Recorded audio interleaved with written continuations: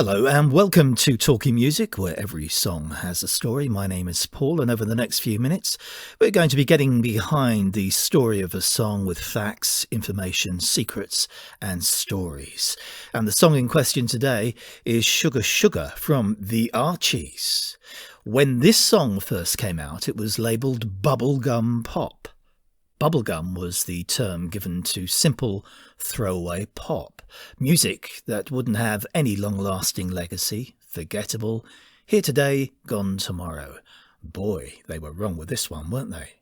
It hung around the charts at the time long enough to be the best-selling song in the UK and the US, and indeed the whole world, for 1969, and in the intervening years it's become a pop classic, selling an estimated 6 million records worldwide. The Archies were a US comic strip and later a cartoon show aired on US TV on Saturday mornings for kids. The cartoon characters were Archie, Reggie, Jughead, Betty and Veronica. The band that sang the song were musicians with a top pedigree: Ron Dante, Andy Kim, Jeff Barry and Tony Wine. Sugar Sugar was written by Andy Kim and Jeff Barry. Andy Kim had success as a solo artist, most notably a US #1 and a UK #2 Rock Me Gently in 1974, but he was also in the charts at the same time as Sugar Sugar with Baby I Love You, which reached #9 on the Billboard Hot 100. Jeff Barry, along with his wife Ellie Greenwich, had written a number of 60s hits: Do-Ah Diddy Diddy, Do Ron Ron, Be My Baby, Then He Kissed Me, Chapel of Love and River Deep Mountain High, among many. And Tony Wine had written A Groovy Kind of Love and was to write Candida for Tony Orlando and Dawn. And Ron Dante was an in-demand session vocalist who'd had hits with the Cufflinks. According to Ron, Sugar Sugar by The Archies consisted of Andy Kim on guitar, Ron Frangipane on keyboards, who'd worked with John Lennon, Diana Ross, Grace Slick and Janice Ian, Gary Chester on drums and Joe Mack on bass, Jeff Barry and Ray Stevens on hand claps and Tony Wine on the female vocals. Ron Dante was lead vocals on the song and recommended originally by Ron Frangipane. This wasn't the only hit they had. In 1968 they sang Bang Shang-a-Lang, which went to #22 on Billboard, and after Sugar Sugar they had Jingle Jangle, which reached #10 and went gold. Andy Kim and Jeff Barry had written Sugar Sugar, and it contrasted with the heavy political climate in the US, and with many other songs that were deemed to be the zeitgeist of the day, songs with a political or social agenda. This was one of the reasons Sugar Sugar was labelled as bubblegum. Don Kirshner had, called everybody, anyone have a song for the Archies, basically. So that's what, it wasn't a specific, hey, Andy, do you have a song for the Archies? It was, I'm sure it came to Carole King's desk and everyone's desk, But I was lucky enough that Jeff and I wrote this song and that it continues to be a wonderfully memorable, happy feeling when you listen to it. The song was written with preschoolers in mind, for 5-year-olds, hence the lines, "You are my candy girl," because children that age love candy. Yet there were also lines in the song that had adult appeal, like this one, "I just can't believe the loveliness of loving you." The song was written in under half an hour, and according to Tony Wine, the recording session was fun, with Ray Stevens just dropping by and getting involved. These things used to happen fairly regularly then. It was all so informal. Ray Stevens was part of the hand clap section that runs through the whole song. "Give me some sugar" is an old-fashioned saying. It can refer to people kissing, but also the term sugar is just a form of love. The song suffered a lot of opposition when it was first released. Radio stations put it down as fluff. Here's Andy Kim. May 24th, 1969, same day, Sugar Sugar was released.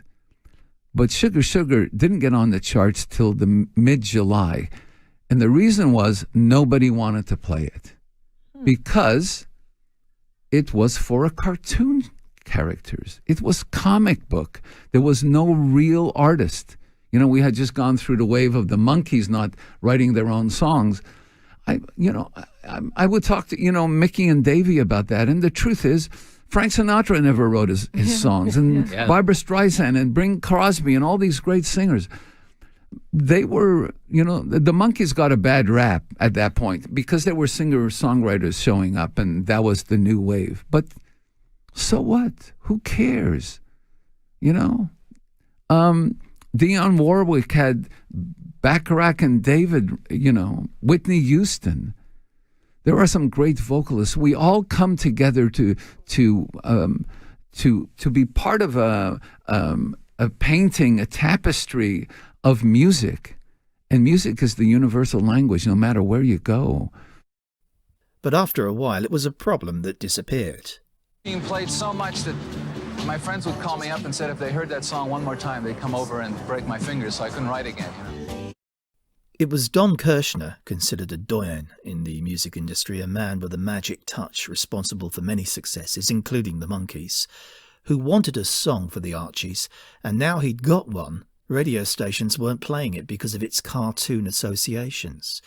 So he withdrew the song and hired an experienced promotions executive to work the stations. His tactic was to white label the song, no information at all about the group or writers on the record label. Programmers at radio stations would then have to decide to play the song on merit or not at all. Getting some of the bigger stations to play it was key, as then the tactic was that smaller stations would follow suit. DJs on air had fun with playing a song that no one knew anything about, and listener response was good. When the audience was on side, radio stations were then given the details of the song. What the stations thought then was immaterial because listeners had already made their mind up.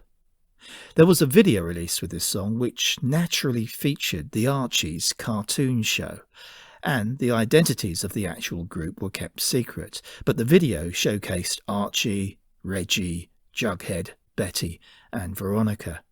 And also a video of Ron Dante, who sang the song, appeared a little while later. Videos were in their infancy in 1969, and this one for Sugar Sugar looked like it could have been homemade, with Ron seemingly playing all the instruments. But how did it do in the charts? Well, let's take a look. Firstly, the US Billboard chart. As you can see, Sugar Sugar went to number 1 on the 20th of September 1969. It took 9 weeks to get to number 1, and this included 2 weeks at number 3 and 1 at number 2 on the way up. So when it reached the top 3 on Billboard, it didn't seem to be in any rush to make it to the top. It also spent 4 weeks at number 1 and went on to become the year's best seller in the US. In the UK, it raced up the charts, number 43, then 11, then number 1.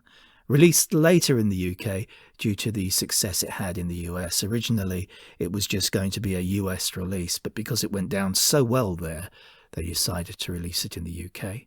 And that was a good decision. It spent 8 weeks at the top, and it went to number 1 for the first of those 8 weeks on October the 25th, 1969. At the end of the year, it sold just under 1,980,000 in the UK. It was the year's bestseller for 1969. My Way, Frank Sinatra, can also lay claim to that title of the bestseller for 1969, but only if you take its 1970 sales into account, which pushed the song over 1 million.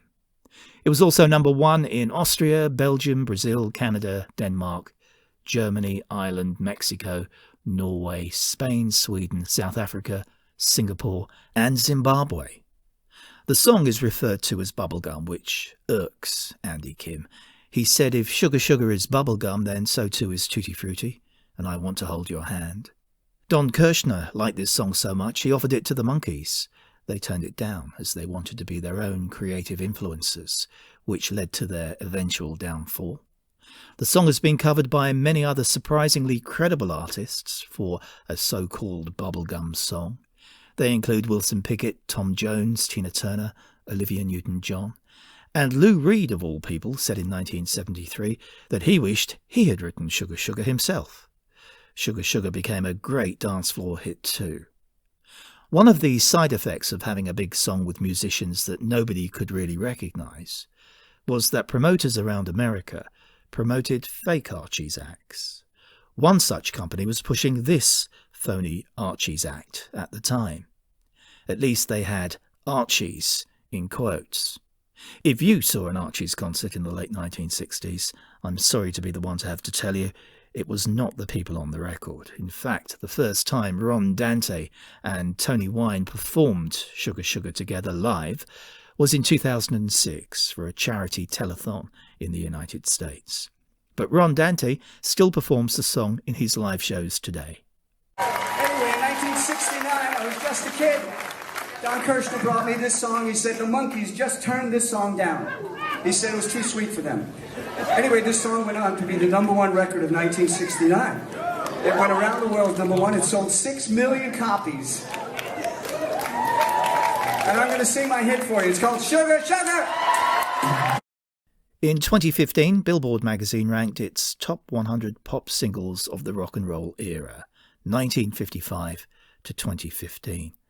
And Sugar Sugar was ranked at number 75, coming between Pharrell Williams' Happy and Bruno Mars' Just the Way You Are.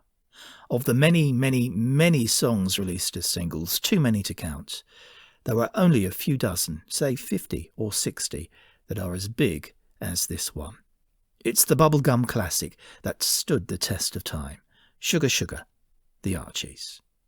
And that's it for another Talking Music video, where every song has a story. I do hope you have enjoyed this video, and there are many more for you to view and hopefully enjoy. All you need to do is click on the subscribe button, subscribe to the channel to find out more. All you have to do is click on the subscribe button showing now, and hopefully then I'll catch you in another video. So till that time, keep well, and I'll see you soon. Till then, bye-bye.